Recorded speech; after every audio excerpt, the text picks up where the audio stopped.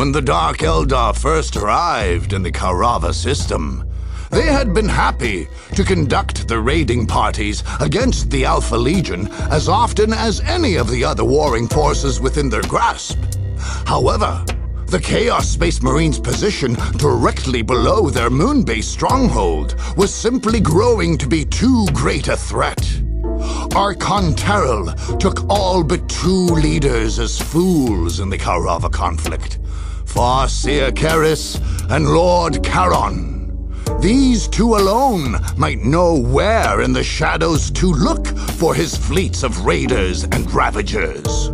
As the Dark Eldar power grew great, Lord Terrell saw his chance and decided to wipe the Alpha Legions from the system. With ruthless speed and efficiency, his savage forces descended upon the peninsula of Isolt. The savageries and abominations of chaos, rather than dismaying them, merely whetted their appetites for slaughter and mayhem. Although the Alpha Legion fought heroically, they were overwhelmed and outmaneuvered. The Black Heart Cabal raiders took cultists and wounded Chaos Space Marines by the hundreds, dividing their spoils between tribute to their masters and use in a great feast of souls to follow the victory. To the mind of Dark Eldar Archon Terrell, the Imperial Guard were a true conundrum. He thought of them as a burgeoning tree, hanging heavy with ripe fruit. And yet, the tree bore thorns, and the fruit was cased in hard shells. At last, the Archon had been pricked 1 too many times by those thorns, and the time had come to take his blade to the tree's trunk. The heavy armor and artillery of the Imperial Guard's Central Command were aggravating to Terrell's forces. But with terror, poison, and savage speed, they crushed the Imperial Guard regiment. The job was well done. With the tree felled, its fruit were all close to the ground, and Terrell could gather them with ease. Some they feasted on, and some they set aside for their masters. The Dark Eldar then turned their sights on victims with softer shells and fewer thorns. There are few things the Dark Eldar fear, but many are the things they hate.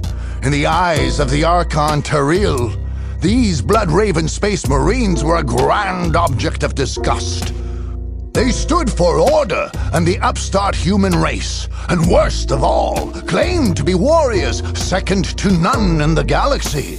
To hate, the Archon added insult. The idea that any should be feared so much as his own Blackheart Cabal was a personal affront. The time had come to prove his superiority and punish the Blood Ravens for their offense of existing. Terrell was greatly pleased when he vanquished the famed soldiers, but was even more elated at how worthy an adversary the Space Marines proved. One can weary of docile playthings, but no Dark Eldar ever feels so alive as the moment when one stands victorious, having narrowly skirted defeat and death. The Archon considered it the greatest compliment to the slain Blood-Raven commander when he placed his severed, shrunken head on the upper tassel of his war belt. The Battle of Solitude was a memory the Archon would cherish for many years to come. From the moment that Archon Terrell's raiding force crossed into the Sama district, it was a contest of speed versus flame, of jagged and poisonous wickedness against stiff and narrow zeal. Unfortunately for the Sisters of Battle, the ruthless force with which the Dark Eldar struck them was simply too great. The marauders of the Blackheart Cabal were like a dark torrent crashing through the Imperial city, smashing the Sisterhood's battlements. The Dark Eldar swooped down on many of the Sisters of Battle with such speed that they had not time to make martyrs of themselves.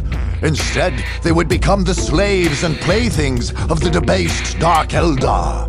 One lone Sister of Battle they tortured to the point of madness, then left, where she could someday strike fear into the hearts of others by muttering of the horrors she had seen.